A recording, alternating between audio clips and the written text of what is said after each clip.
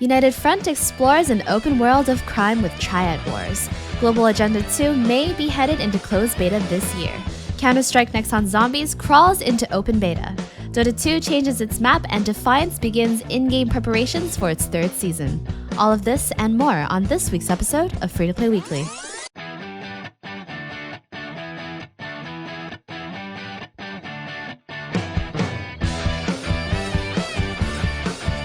As we reported back in June, Sleeping Dogs developer United Front Games has been hard at work developing a free-to-play game of unknown origins.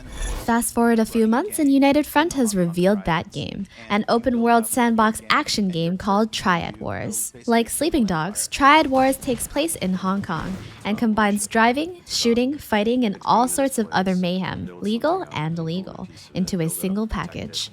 You'll play as an enforcer, a low-level thug in the Hong Kong Triads, trying to make a name for yourself and rise up in the ranks and forge your own criminal empire. Triad's design director, Steve Ferreira, spoke about each player's turf and mentioned it would be, quote, an extension of the player's personality in terms of the type of rackets that you choose to run, and he goes on to say, whether you choose to focus on counterfeiting goods, counterfeiting currency, smuggling things, it'll change the way you approach the game day to day. If you're into Grand Theft Auto-style gameplay, Triad Wars sounds like a potentially promising concept if it's executed correctly, but we'll withhold judgment until we see a little bit more of it first. Some of us may remember the last time someone promised a similar GTA-style MMO, PB. United is already taking beta signups on Triad Wars' official site with plans to launch the game in early 2015. Late last week, hi-rez Studios CEO Erez Goren fed eager Reddit fans its first bites of gameplay details regarding the sci-fi shooter Global Agenda 2, since the title was originally teased back in 2012. From his official posts, Goren explained Global Agenda 2 will act as a spiritual successor to the original, but unlike the original, which was an MMO, the current design is only focused around 5v5 objective-based PvP gameplay, with the exception of a potential central dome city area where players can hang out in between matches. There also won't be any strict class restrictions, and unlike the original GA's medic class, there will not be any classes dedicated completely to healing. Similar to hi-rez's MOBA Smite, Global Agenda 2 will allow players to select the way you want to play before joining queue. During a match, players can improve their character's weapon and armor stats as they level up.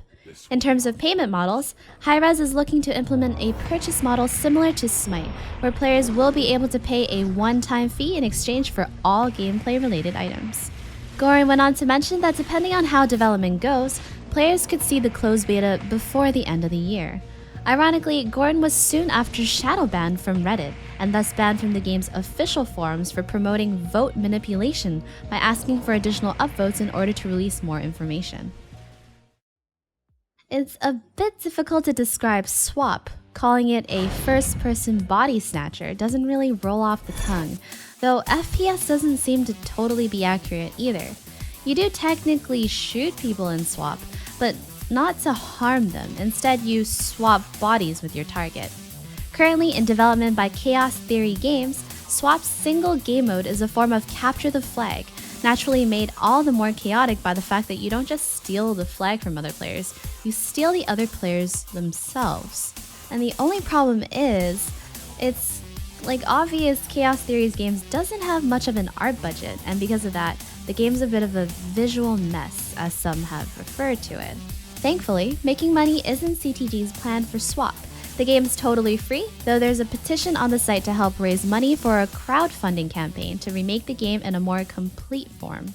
If you're interested in checking it out for yourself, you can find a link to S.W.A.P's official site down below. Defiance is getting new content, both in the virtual and television world. The sci-fi show was renewed for a third season, and right on cue, Triad Wars announced a new update for their MMO. Titled Aftermath, the update will add 7 new missions to the Bay Area, along with 4 new types of enemies, including the Inquisitor, described as 3-meter-tall monstrosities that act as mobile artillery platforms, along with new pursuits and new contracts. Arc Hunters will also enjoy the ability to replay Season 2 missions, new matchmaking options for co-op maps, and reworked difficulty settings for co-op maps, adjusting scaling so players of different ego levels can play with each other. There's no time frame mentioned for Aftermath, but Triad usually doesn't waste time between announcing and implementing new content for Defiance. If you haven't gotten your fill of shooting zombies, and really, who has? Then now is the perfect time to jump into Nexon Europe's mashup title, Counter-Strike Nexon Zombies, which just recently went into open beta on Steam.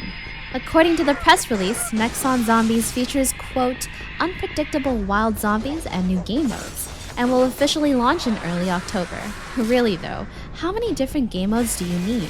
There's the one where you kill zombies, and then the one where you kill more zombies, and then the one where you kill even more zombies?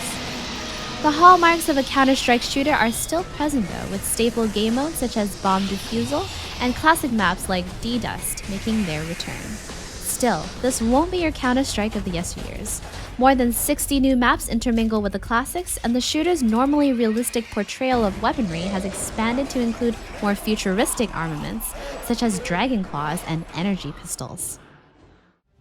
Do you play Dota 2? Then prepare to relearn Dota 2, as Valve's newly released Rekindling Soul update for the competitive MOBA can only be described as one of the game's most significant gameplay patches, since those made during the original iterations of Dota. Specifically, Update 6.82 makes some fairly sweeping changes to the map layout, adds a new bounty rune worth gold and XP, adds a new armor item, reworks Bloodseeker and Phantom Lancer, introduces a new hero model for Shadow Fiend, all while also implementing balance tweaks for every hero currently in the game.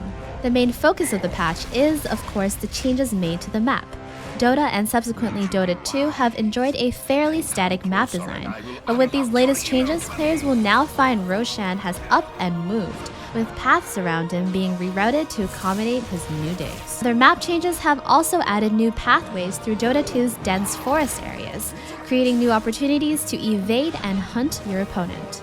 Given the scope of these changes, how are you adjusting to the new Dota 2? Jagex first teased RuneScape players about Prifddinas. How do you say this? The lost city of the Elves 10 years ago, when it was featured on Galenor's map, and now it's finally a part of the game. Well, half of it anyway. Hailed as the biggest RuneScape update of the year, RuneScape members can access Prifddinas by completing Plague's End. Once inside, they'll find a beautiful crystalline city and several new areas to check out the Tower of Voices, which serves as the city's central hub and sectors for each of the city's elven clans. Citywide activities include training with the guards, hunting down crystal implings, and pickpocketing the elves of the city, because we all know the surest way to familiarize yourself with a new place is to rob everyone blind.